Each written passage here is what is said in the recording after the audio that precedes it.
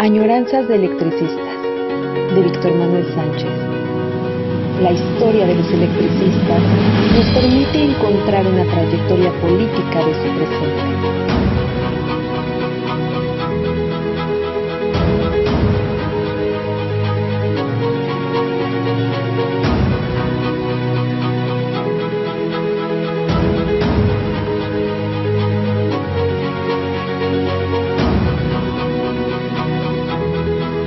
Comenzamos. Bueno, vamos a iniciar esta añoranza de electricista de los lunes y de que ya llegamos al mes de septiembre. Estamos terminando la añoranza de electricistas sobre la cooperativa, sobre los documentos básicos de la cooperativa que se registra en 1938 y nos encontramos estos documentos. Estuve revisando en 1933-34 porque hay otra cooperativa, pero no se encuentran documentos. Queda por ahí la remembranza. Es cuando se va a quedar en el contrato colectivo de trabajo, pero los documentos, como en este caso que estamos leyendo del 38, no aparecen.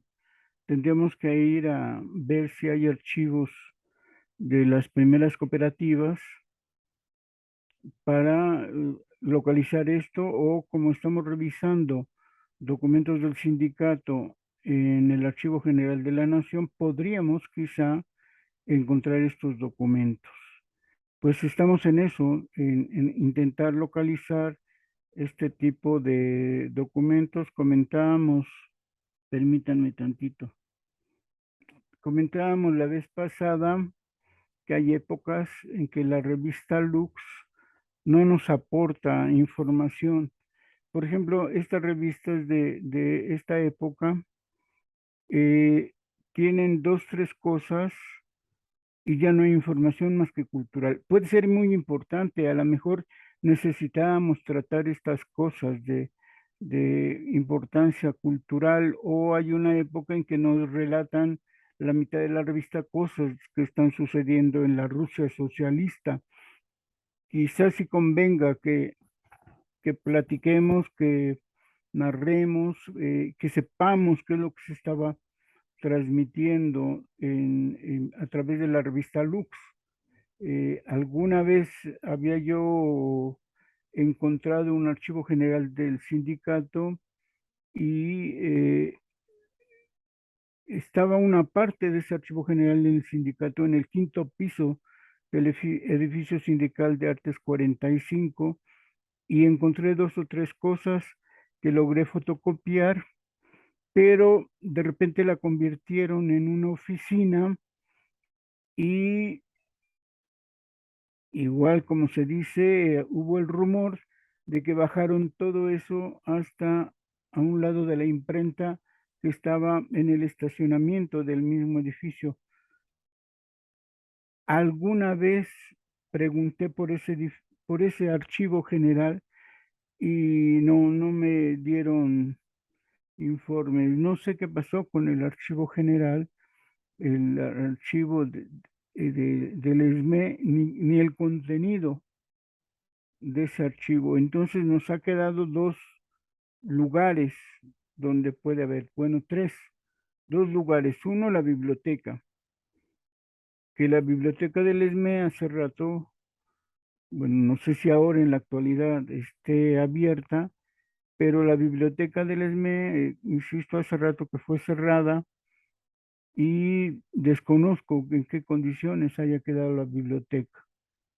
Hubo un tiempo en que durante esta extinción se dijo que se iba a crear el archivo histórico del ESME.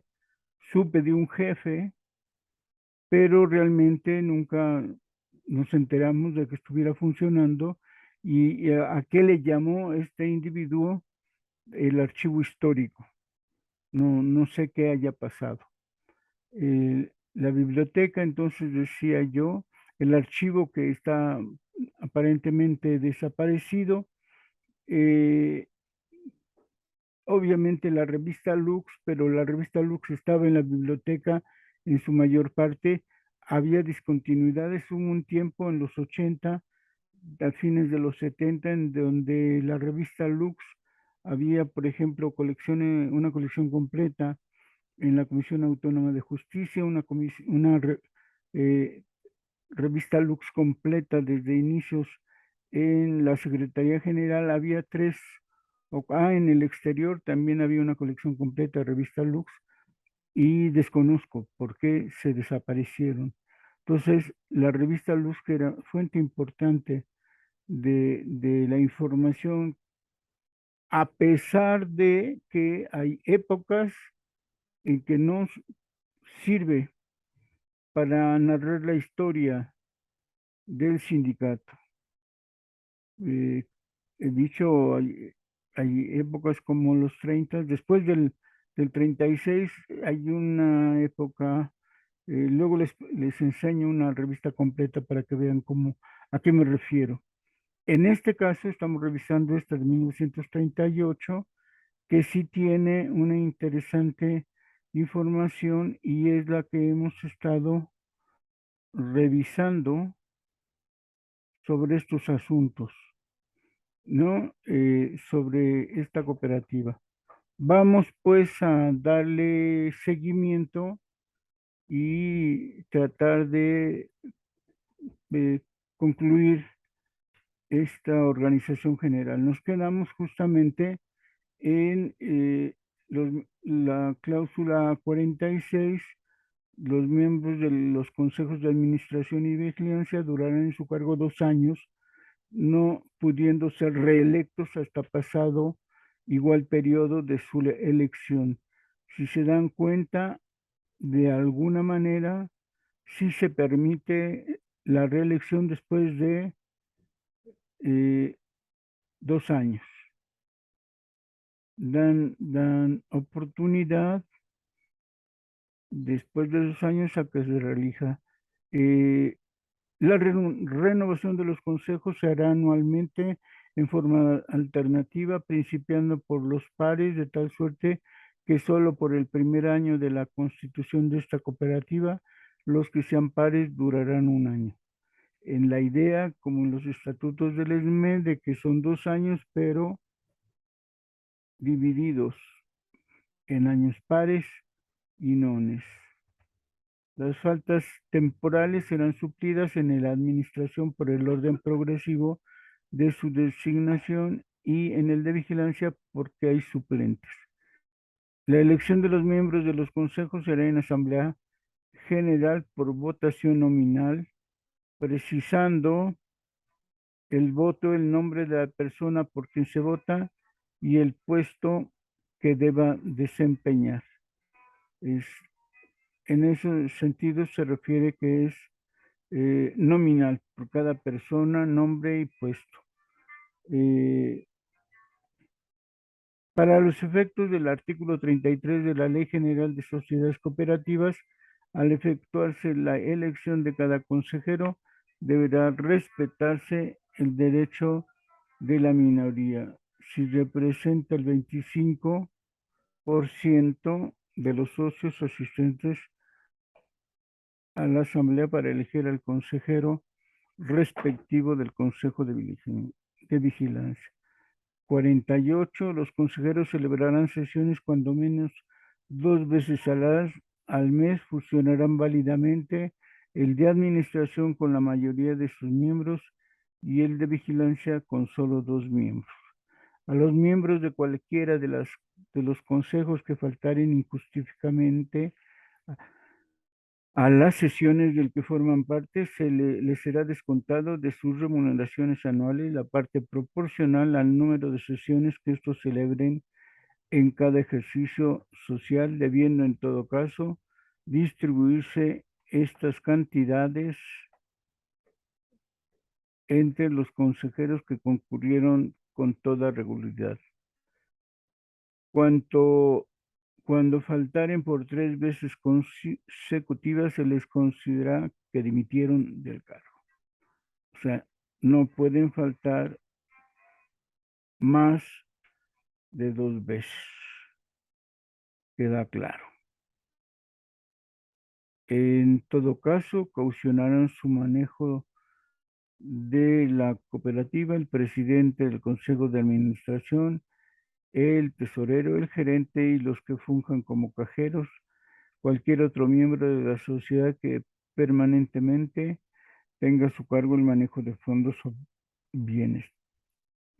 La contabilidad de la cooperativa se llevará en forma que mejor responda a las necesidades de las operaciones de la sociedad, siempre que no sea contrario a las disposiciones legales sobre la materia.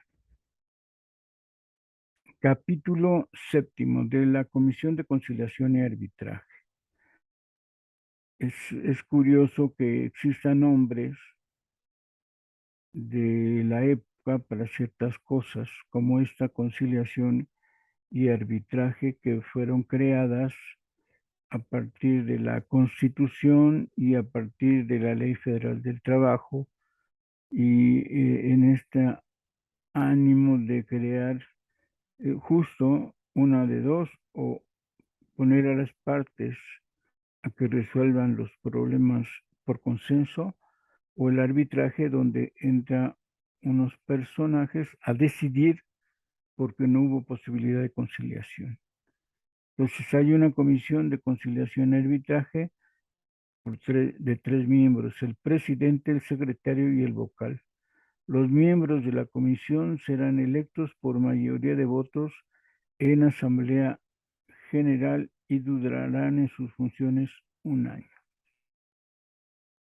Las dificultades, cláusula 53, que se susciten entre la sociedad y sus miembros deberán ser sometidas a petición de parte al estudio y dictamen de la Comisión de Conciliación, la que resolverá dentro de los 10 días siguientes a aquel en que se le hubiera sometido el caso, siendo sus resoluciones apelables ante la Asamblea General más próxima. El socio que plantee ante la Comisión de Conciliación y Arbitraje una queja deberá hacerla por escrito, acompañada de su instancia todas las pruebas que estime conducentes. Capítulo 8 de los rendimientos. Los rendimientos líquidos que hubiere al finalizar cada ejercicio social se distribuirán de la siguiente forma: 10% para el fondo de reserva, 15% para el caso de que la Asamblea General acuerde al finalizar cada ejercicio social remuneraciones como honorarios para los miembros de los consejos. Este por ciento será repartido entre ellos conforme dichos miembros lo acuerden. En caso de que no pudieran ponerse de acuerdo, la asamblea fallará lo que estime más conveniente. Fíjense lo que dice: 15% para los miembros de los consejos, los que haya, siempre y cuando haya sido un acuerdo de la Asamblea General. Es que puede ser que no se decida remunerar en un año determinado a los miembros consejeros, sea de administración, sea de vigilancia, o sea de previsión social, o sea la que acabamos de nombrar de conciliación y arbitraje. Que 15% puede no estar cada año. 75% para repartirlo entre los socios de acuerdo con el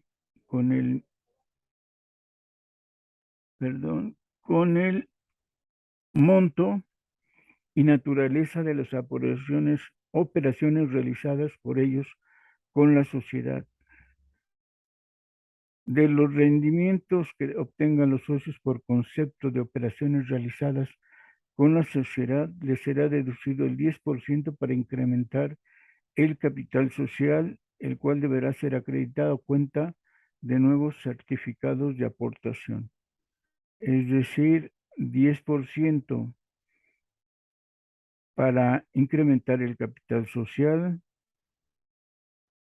10% para el fondo de reserva, ya van 20%, 15% para si se les pretende dar honorarios a los miembros de los consejos, ya serían 35% y queda el 75%, quedaría el 100% para repartir a los socios cooperativistas. Entonces, de cajón van 10 para hacer crecer el capital social, 10 para el fondo de reserva. Esos, y habrá un 15% que puede o no usarse para pagar honorarios a los miembros. ¿Por qué se pone esto? Porque todos son socios y todos como socios van a recibir rendimientos. El 75% de los rendimientos será para todos. Todos van incluidos entonces los miembros consejeros. Y depende de la apreciación general si estos consejeros pudieran merecer o no una aportación extra. Honorarios, dice. De la disolución de la sociedad, capítulo 9. Cláusula 55. La sociedad se disolverá por cualquiera de las causas que se enumeran en el artículo 46 de la Ley General de Sociedades Cooperativas. Cláusula 56. Disuelta la sociedad, se pondrá en liquidación en los términos de los artículos 47 y 51 de la Ley General de Sociedades Cooperativas.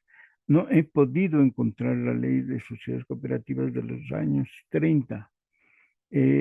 Voy a tener que ser mucho más preciso o irme a una de las bibliotecas que esperemos que vuelvan a ser abiertas. Hay una de Hacienda, donde probablemente encontremos libros de aquella época, los libros de leyes. Puede ser que en el Senado o en la Cámara de Diputados, en su biblioteca, en la Cámara de Diputados, podamos encontrar este tipo de... No me sé la fecha concreta, porque si tuviera la fecha concreta, tanto en el diario oficial de la Federación se podría localizar esta ley, y ya la estuve buscando, pero voy sesión tras sesión del diario, perdona, cada que aparece el diario oficial de la Federación de los años 38, y ya revisé enero, febrero, no ha aparecido, no me sé la fecha concreta, sino de esta manera podríamos fácilmente localizar esta ley y su propio reglamento, que ha de estar por las mismas fechas.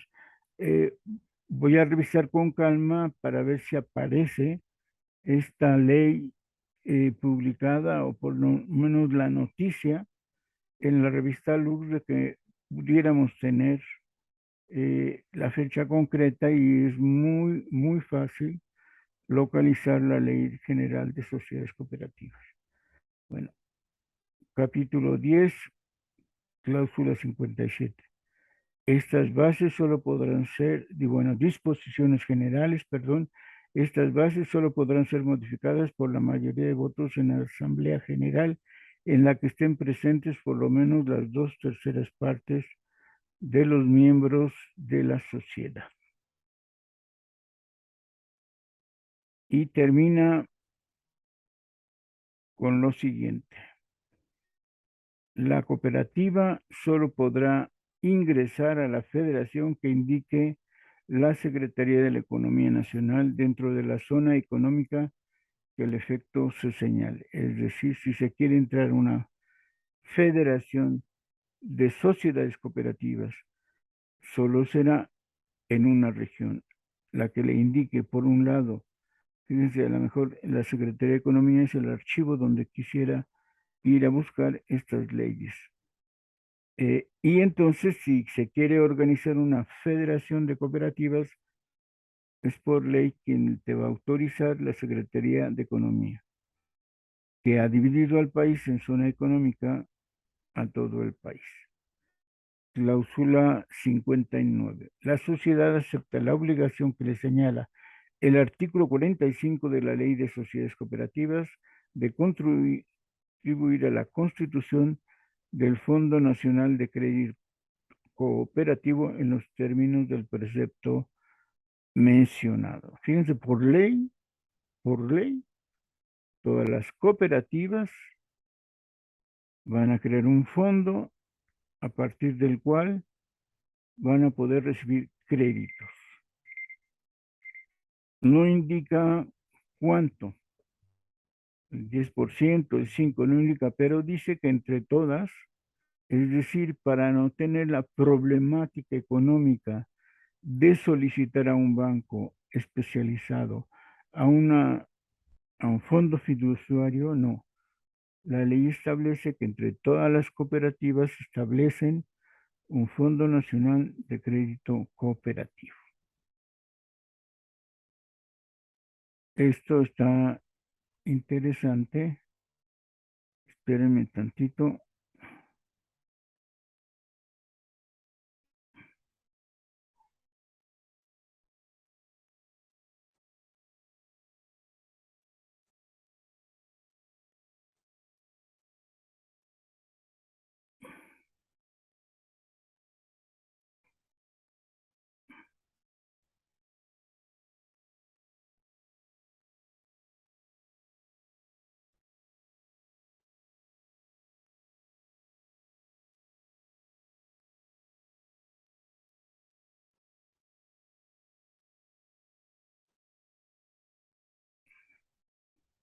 Bueno, está interesante este crédito. Cláusula 60. Los casos no previstos en estas bases serán resueltos de conformidad con las prevenciones que la Ley General de Sociedades Cooperativas y su reglamento señala. Es impresionante cómo las bases, y seguramente es por ley, en que todas las cooperativas están determinadas en sus conceptos generales y esenciales y básicos por la Ley General de Cooperativas. Que yo sepa, en la actualidad, esta jerarquía dominante de la ley de las sociedades cooperativas todavía persiste, todavía existe en la actualidad, a pesar del tiempo que ha transcurrido desde los 30. Aunque alguna vez el compañero juez,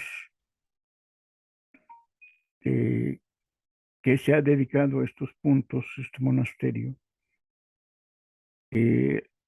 nos leyó la ley actual en su programa de Tejiendo Redes.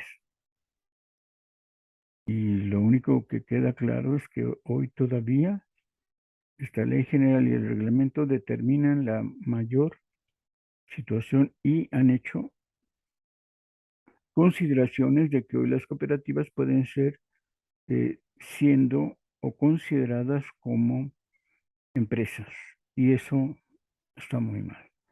Deben modificarse y reconocerse que una cooperativa es muy distinta de cualquier empresa, y quizá le eche un ojo yo a la actual ley y que podamos tener una información genérica y de cómo está dañando la ley actual a las sociedades cooperativas, porque no son empresas. Eso es obvio. Bueno, cláusulas transitorias en el capítulo 11.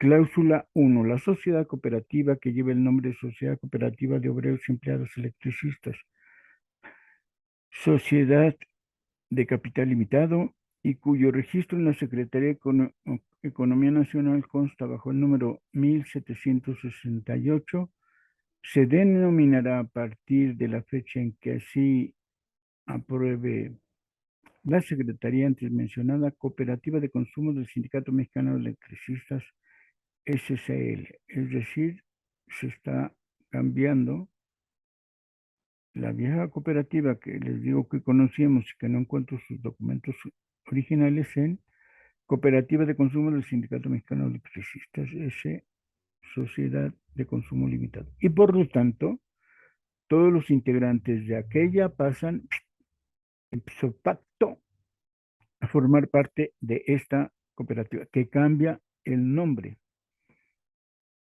Punto, cambia el nombre. Todo, por lo que hemos leído, las cuestiones fundamentales que aparecen en estas bases son iguales.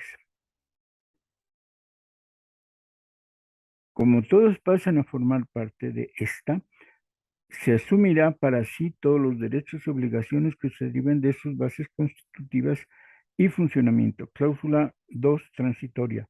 Los socios que resulten designados por la Asamblea General, que deberá efectuarse en febrero de 1939 para integrar los consejos de administración y vigilancia, durarán en sus funciones 2 años. Los que resultaren electos para los cargos correspondientes a los números nones, y 1 año los que resultaren electos para los cargos correspondientes en los números pares. La idea muy efectiva del sindicato de que aunque tengan un periodo de 2 años, pero electos en años pares y nones, se retoma aquí. Es decir, no va a haber, para este caso, como se menciona en el sindicato de igual forma, elecciones, o sea, personajes electos por 4 años o por 6 años.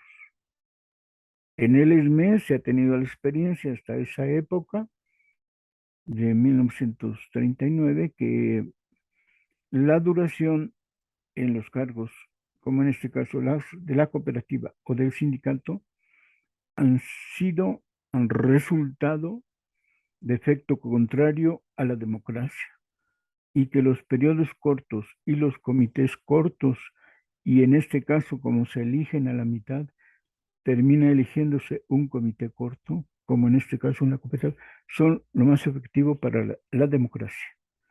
Y repiten en esta forma de organización cooperativa la propia dinámica de la gestión industrial, de los cargos duraderos por 2 años, con elección anual, de tal manera que permita la movilidad entre los cuadros operativos, en este caso de la cooperativa.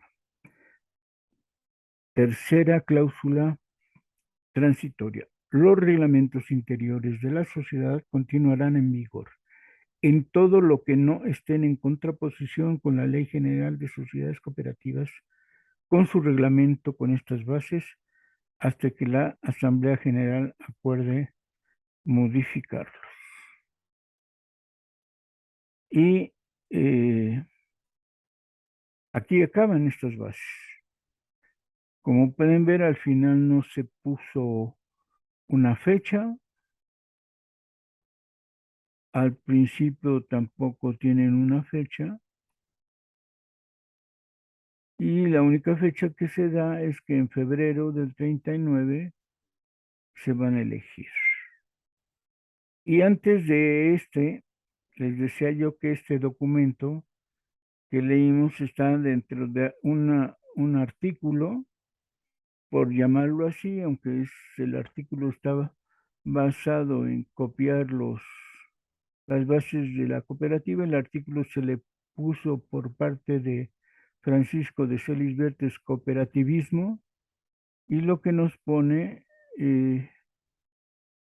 bueno, les voy a leer, es un párrafo corto. La base fundamental del derecho de los trabajadores radica esencial y categóricamente en la unión y la cooperación. Insisto, un artículo de Celis Bertes, y realmente que le escribe es esta parte, esta pequeña columna. Todo conglomerado de hombres ligados a un mismo trabajo, pero dispersos en el orden espiritual, emotivo y evolutivo, es decir, el ideal, el deseo y la voluntad, y en vez de conjugarse, de identificarse y armonizarse con una sola y potente vibración, se disgrega en proyecciones múltiples. Este conglomerado de hombres no pasará de ser, frente a la ética social, más rudimentaria, más que un conglomerado de masa informe sobre cuyos destinos cualquiera puede talonear. Qué chistoso. En fin, su manera de redactar. Sí, pues, la base fundamental está en el sindicalismo y este se fortalece, se complementa y se agiganta con el cooperativismo. Es necesario, entonces, dedicar mucha atención a su funcionamiento porque de su debida interpretación depende el éxito rotundo. El cooperativismo, desgraciadamente, ha sido confundido, pues muchos hay que creen que consiste en tener a su disposición de una manera ilimitada lo que a otros corresponde. No, el cooperativismo es la unión de varios individuos que con sus aportaciones tienen a formar un capital pequeño o grande que redunde en beneficio de los mismos cooperativistas. Existen ya en este país varias sociedades cooperativas y por ende natural era creer que ya se sabía que de lo que de ellas se significaba, pero como al principio digo, existen compañeros de todas las mentalidades que no obstante los empleos u ocupaciones que desempeñan creen que el cooperativo, que la cooperativa está a su exclusivo servicio y no al servicio de la colectividad. Camaradas, hay en efecto que parecer instruidos que perteneciendo a un sindicato a una cooperativa al encontrarse que este o aquella no les da todo lo que piden, se permiten hablar de los dirigentes de las agrupaciones, en tal forma que cualquier persona al oírlos puede suponerse que la administración de los fondos es un verdadero Panamá. Es decir, y viene una crítica bastante fuerte, que no se ha comprendido en uno y otro, es decir, en el sindicato ni en la cooperativa, el bienestar colectivo como esencia básica de las dos formas de organización. Según esto, la cooperativa te va a cubrir del lado económico y vas a poder tener un fondo económico para ti, para los tuyos, para los compañeros. Del lado del sindicato vas a lograr confrontar y tener respeto, orden y seguridad en tu trabajo, pensando siempre como un colectivo. Entonces, está fortalecer la economía y el consumo a través de la cooperativa y fortalecer el salario, el ahorro y las prestaciones a través del sindicato. Y bueno, el compañero nos entrega aquí estos documentos que fueron entregados en la Secretaría de la Economía Nacional. Y con estos documentos probablemente podríamos ir al archivo de la Secretaría. 18 de octubre se entregaron las bases al presidente de un documento de la Secretaría de Economía que dice al presidente del Consejo de Administración, perdón, 18 de octubre del 39, al presidente del Consejo de Administración de la Sociedad Cooperativa de Consumo del SME, en calle República de Colombia número 9, de conformidad con lo preceptado en el artículo 19 de la Ley General de Cooperativas vigente, con fecha del mes en curso y bajo el número 299C, quedaron inscritas en el Registro Cooperativo Nacional el acta y bases constitutivas de la sociedad cooperativa que preside. No, no está dirigido a persona alguna, sino al presidente. Se le remite anexo al presente un tanto de la documentación que se trata, así como la autorización correspondiente. Reitero usted mi atenta consideración. Sufragio efectivo, no reelección, jefe del departamento, Rafael Mayen. Y arriba viene de nueva cuenta un escudo de Estados Unidos mexicanos, el expediente 62 31 72 5 Punto 11-30, registro número 299-C, Secretaría de la Economía Nacional. Esta Secretaría, de acuerdo con lo previsto por el artículo 18 de la Ley General de Sociedades Cooperativas, determina autorizar el funcionamiento de la Sociedad de Cooperativa de Consumo del Sindicato Mexicano de Electricistas, SCL, en los términos del artículo segundo transitorio de la propia ley, con domicilio en la Ciudad de México, DF, que llevará a cabo las actividades siguientes: la compra y distribución de artículos de consumo que necesiten los socios y sus familiares, y la producción por propia cuenta de los mismos artículos para el fin indicado. Entonces, aquí se da a entender básicamente que es una sociedad cooperativa que a la vez será una sociedad de producción. 16 de octubre, sufragio efectivo, no reelección, México DF, al 16 de octubre de 1939, el jefe del Departamento de Fomento Cooperativo, Rafael Mayén, el secretario Efraín Buenrostro. Y probablemente con estas dos fórmulas y registros que se le otorgan, podríamos ir a buscar el archivo de la economía nacional. Entonces son cuatro documentos de entrega-recepción de tres, perdón. Y perfectos. Quiere decir que estas bases que acabamos de leer fueron entregadas en el Departamento de Registro Cooperativo Nacional y se aceptaron, ¿no? En su parte medular vuelve a decir, número 299, el 16 de octubre de 1939, se presentaron para su registro el acta y bases constitutivas de la Sociedad Cooperativa de Consumo del Sindicato Mexicano de Electricistas, SCL, con domicilio social en México, Distrito Federal, y permítanme, y con oficinas ubicadas en la República de Colombia, número 9 de la propia localidad. La sociedad de que se trata fue constituida el 7 de febrero del año en curso y tendrá por objeto la compra y distribución de artículos de consumo que necesiten los socios y sus familiares, la producción por propia cuenta de los mismos artículos para el fin antes indicado. Adopta el régimen de responsabilidad limitada.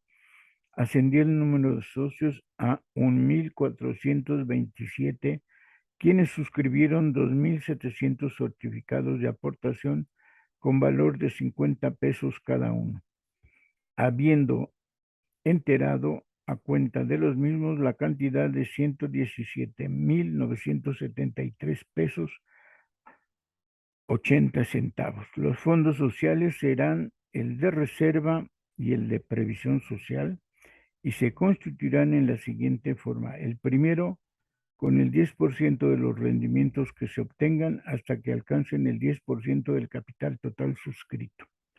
El segundo, con el 2 al millar sobre los intereses brutos. Dichos fondos tendrán por objeto el de reserva, hacer frente a las pérdidas que resultaren al practicarse el balance anual, y el de previsión social para el pago de auxilios médicos y medicinas en el caso de enfermedad de los socios y sus familiares.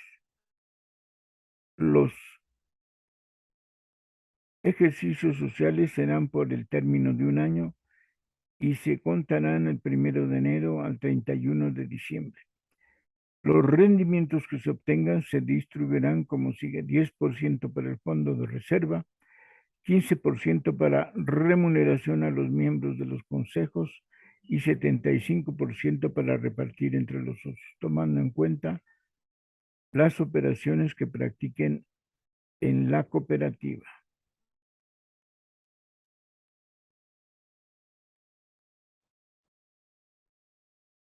Se anuncia también para la disolución de la sociedad. Fíjense, es curioso, ¿eh?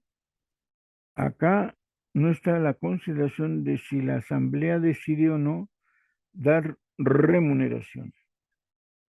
En esta acta que se entrega para que se confirme en la Secretaría y en la Oficina de Registro Nacional Cooperativo, dice que es 10% para el fondo de reserva, punto.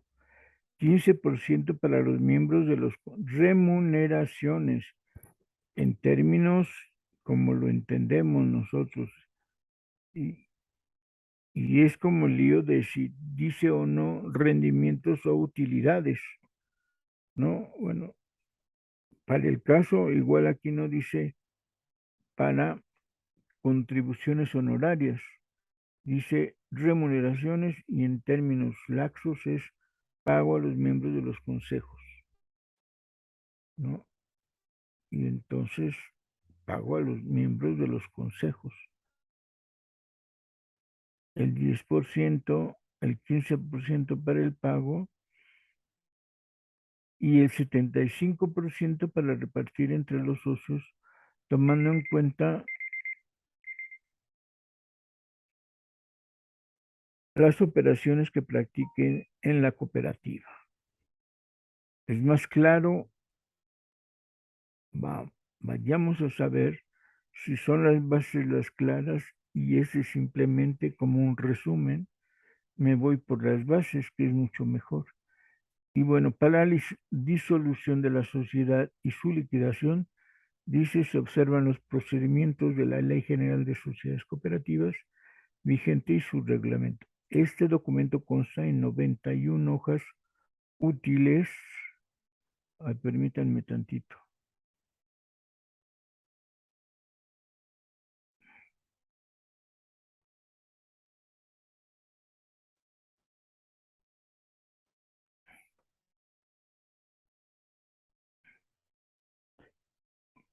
Bueno, queda claro que de nueva cuenta lo que habíamos dicho, liquidar y acabar con la sociedad según la ley.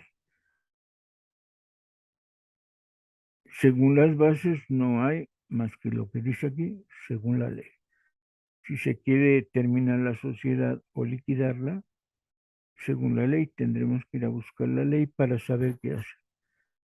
Este documento, dice, consta en 91 hojas útiles. Se anotó su registro en el original y copia presentada, lo que se archiva en las partes 20 del apéndice de este volumen, a folios del 171 de 251 México DF. A 16 de octubre de 1939, el jefe del Registro Cooperativo Nacional, E. Mayoral Pardo, Rúbrica, jefe del Departamento de Fomento Cooperativo, Rafael Mayén, Rúbrica. A solicitud del presidente del Consejo de Administración de la sociedad de que se trata, se expide la presente copia certificada, Distrito Federal, a los 27 días del mes de octubre de 1939. Y insistimos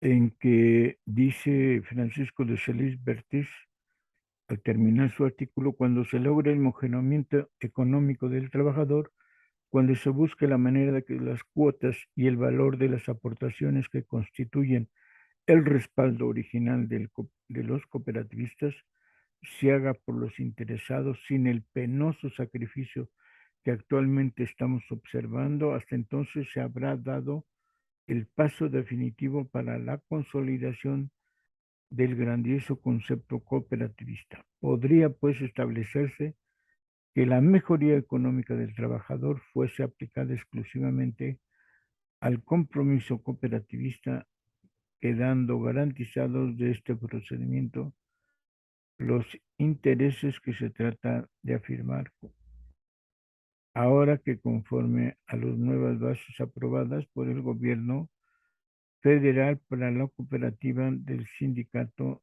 Mexicano de Electricistas.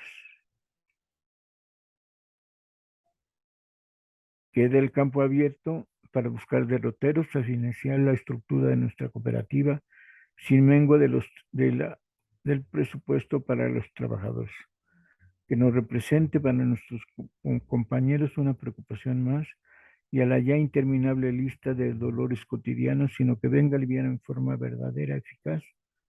verdaderamente eficaz nuestra situación económica y venga a ser una actividad sindical de las más interesantes en nuestra etapa societaria, ya que dentro de nuestro edificio máximo exponente de nuestra voluntad, de nuestro esfuerzo colectivo y de la inteligencia y honradez de nuestros dirigentes. El esfuerzo que pueda aprovecharse necesita ser coordinado y se engranando, formar un conjunto para que la acción sea a la vez enérgica, eficaz y los resultados de esa coordinación de esfuerzos vengan a dar frutos maduros a cosechar. Es, es muy importante, de verdad, que esta visión se tiene justo en los años 30 y debería de respaldarse y de crearse una forma eficaz de, de estas ideas. En el diseño conjunto hemos dicho en otras ocasiones que la forma sindical que aportó el ESME en los años 30 está cabal e integrada. Tiene en la cuestión de prestaciones, en la cuestión de derechos, un conjunto de armamentos del contrato colectivo. Y cuando uno lee los estatutos y uno piensa en la efectividad de la funcionalidad de la organización obrera, queda sin lugar a dudas que aunque se trata de una democracia representativa, lo que está plasmado en ellos es un poco lo que se dice también en estas bases, permitan, en estas bases de organización cooperativa.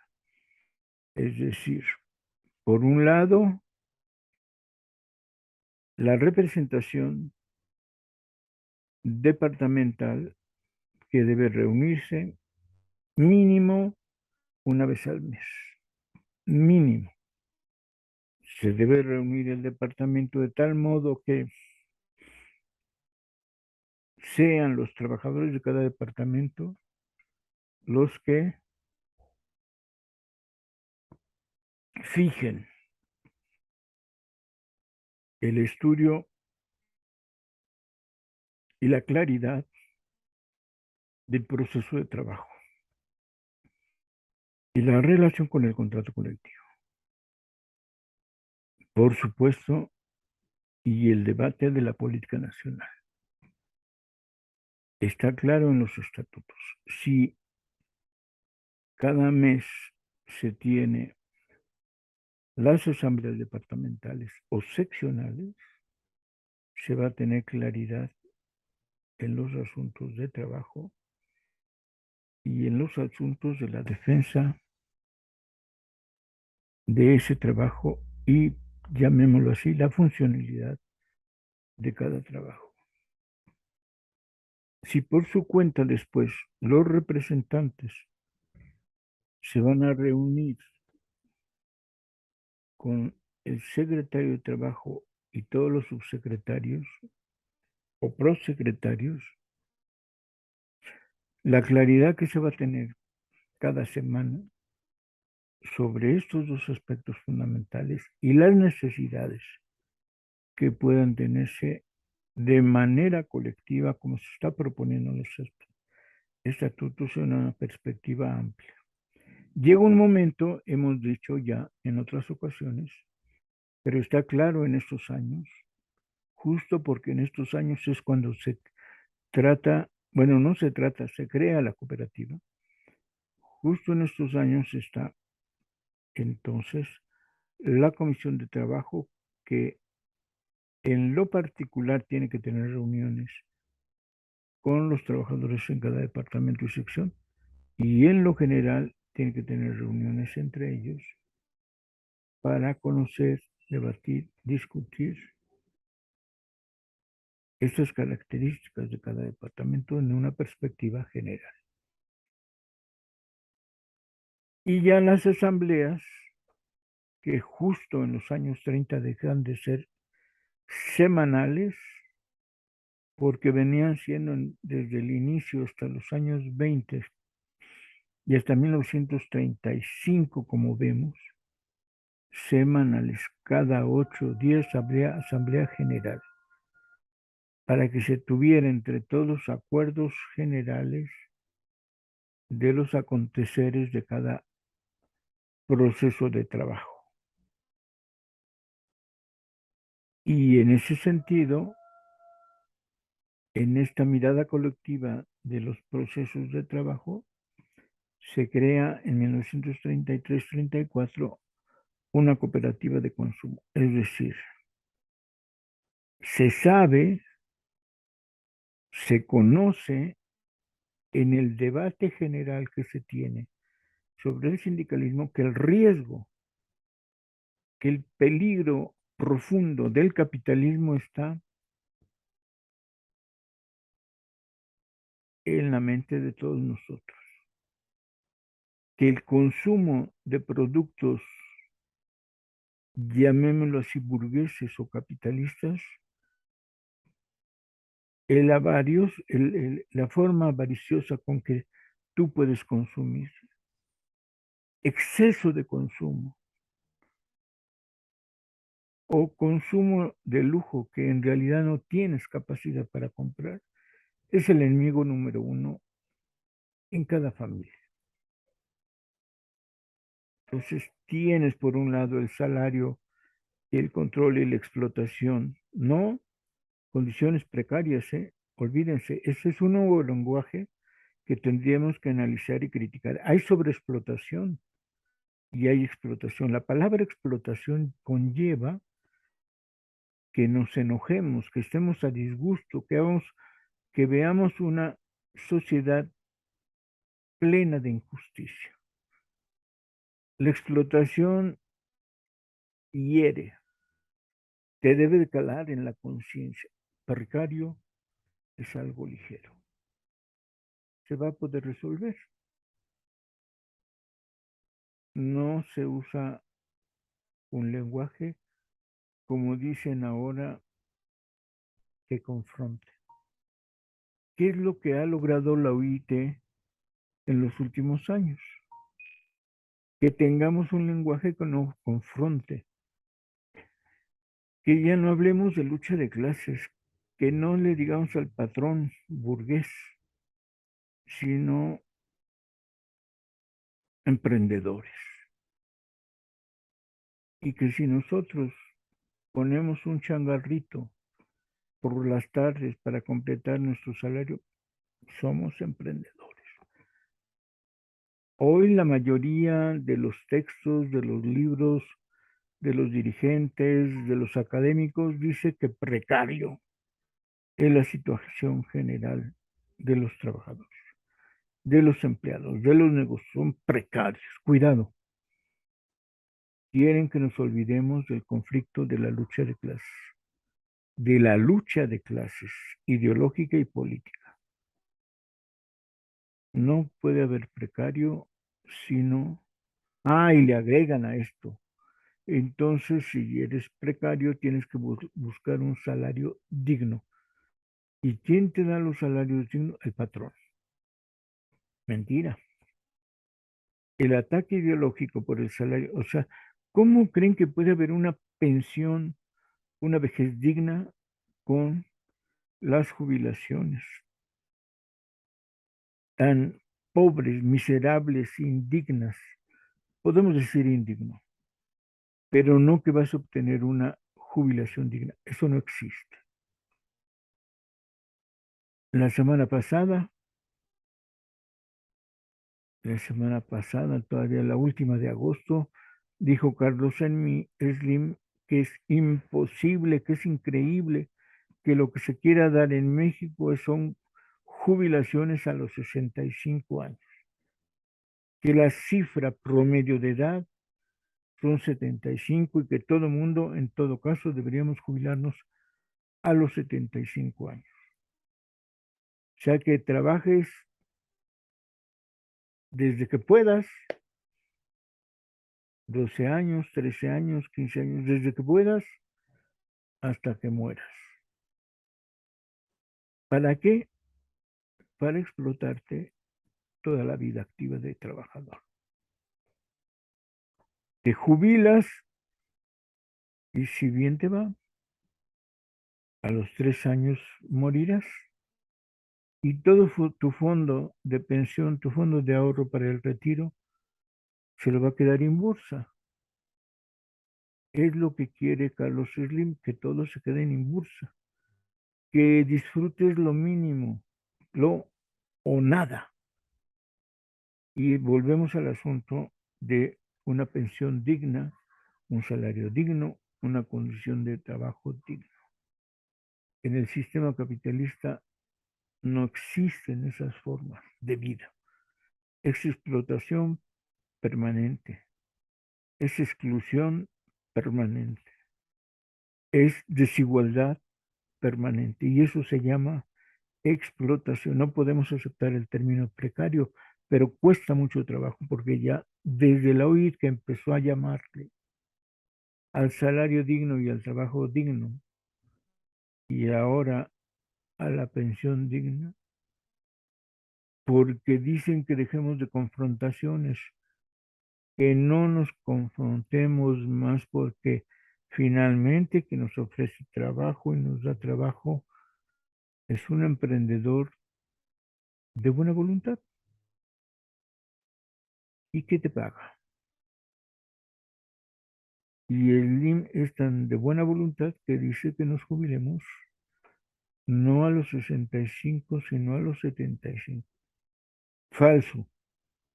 Una buena jubilación, esa que teníamos en el siglo pasado, se dice, y no es digna, pero es mejor, a los 30 años de trabajo. 30 años de trabajo y te jubilas. Hoy dicen hasta que tu fuerza se le puede exprimir lo máximo. Te exprimen y quieren que nos jubilemos a los 75 años, para que disfrutes quizá 1 año, 2 años, claro, si no te enfermas. Y Inbursa puede darle a tu ahorro para el retiro mejores frutos, una mejor inversión que es dedicado a viejitos de 75 años. Es increíble que aceptemos, es muy que perdamos la batalla del pensamiento, de las ideas, de las palabras. En esta idea de la cooperativa del SMES, vamos a crear una cooperativa de consumo porque el capitalismo tiene su mayor rigor, su mayor fuerza, su atracción fatal en el consumo. Y hoy veamos, ¿no? Veamos que sin esto pareciera que no podemos vivir y que nos la pasamos tecleando y nada más cambiamos y cambiamos este modelo, dice que ya es viejo, que no sirve. Y entonces tenemos pantallas. Y hay pantallas de pared a pared, tablets. Esta computadora para muchos profesores, para muchos académicos, para investigadores se nos ha convertido en nuestro instrumental básico de trabajo, pero también esta máquina que tengo ya es vieja y obsoleta, debo de cambiarla. El consumo, y lo planean los electricistas en estos años, este es de 38, estas bases cooperativas, pero se está reconociendo que había una desde 34. Dicen, del lado del salario y de lo que nos pagan y de las jornadas de trabajo y de las condiciones de trabajo, vamos a dar la batalla. Es una manera. Tiene que ser una batalla colectiva a través del sindicato. Pero hay otro riesgo y lo ven con claridad los electricistas. El riesgo es el consumo. Ganamos nuestro salario de 30 pesos la jornada de trabajo, de 25 pesos la jornada de trabajo. Y esos 25 pesos tienen que protegerse lo más que se pueda. Y la única manera, más o menos integral, que te puede permitir que defiendas tu salario es a través de la cooperativa de consumo. Y entonces van a buscar proveerte, sí, de las mercancías mismas que el capitalismo ofrece, pero aprovechando sus reglas del capitalismo van a procurar comprarlas al mayoreo para que signifique un ahorro. Pero le agregan al segundo objetivo, como segundo objetivo de la cooperativa, y producir los mismos artículos que se les ofrece para consumo. Esta parte seguramente no la lograron desarrollar los compañeros. Pero recordemos otra cosa que no he localizado cabalmente. Propusieron una cooperativa de producción de energía eléctrica. La planta de Ixtapantongo estaba ya terminada. La trabajaron los propios electricistas de la ESME, crearon su sección de Ixtapantongo. Estaba ahí y estaba la planta. Se lanzó el proyecto para Cárdenas y se le dijo que todos los socios cooperativos que dieran su aportación fuera el pueblo de México con un peso. Que el capital y los socios cooperativistas sería el pueblo de México. Y que quién produciría la electricidad, quién daría su fuerza de trabajo para que esa cooperativa de producción funcionara y tuviera su capital reembolsable y el 10% para el fondo de reserva y el otro para reinversión y para pagarle a los socios se les iba a redistribuir parte de su peso. Y se ve una visión del conjunto colectivo increíble en estos años 30. Y tenemos que volver a pensar en este asunto y trabajar y saber que el enemigo esencial se nos mete en nuestras casas, en nuestras entrañas. Esto es consumo, esto es consumo, esto es consumo, esto es consumo, esto es consumo. Y los electricistas vieron que una forma de proteger lo poco de salario que tenías en tu empresa, Mexican Lion Power Company, se podía proteger con consumo colectivo, con capital social, con rendimientos y ganancias que se podrían distribuir. Por un lado, luchar por el salario y las condiciones de trabajo, y por el otro lado, cuidarte de las amenazas del consumo capitalista que corrompe el alma y quiebra el salario. Bien, se nos acabó el tiempo. Está ahí en los documentos, hay que revisarlos. Piensen políticamente, porque de no hacerlo así, solo estamos haciendo una historia irrelevante. No es así, tenemos que pensarla, y en estas ideas proyectivas que tenemos que tener es lo fundamental para construir una sociedad colectiva por parte de nosotros. Los electricistas lo tienen muy bien pensado desde aquella época, y por eso tenemos que volver a estas miradas que tienen que ser colectivas en beneficio de la mayoría. Bueno, agradecemos como siempre a Radio ESME, a compañero Iván Hernández, porque nos permite que les lleguen a ustedes estas añoranzas de electricistas, y nos vemos la próxima semana de nueva cuenta. Disfruten de septiembre. Si les gustan las tlayudas, cómansela con las tres salsas, un pozole, por las fiestas patrias, que mucho hay de discutir de este asunto nacionalista, que a veces también nos consume. Nos vemos en otra añoranza de electricistas el próximo lunes. Hasta entonces. Gracias.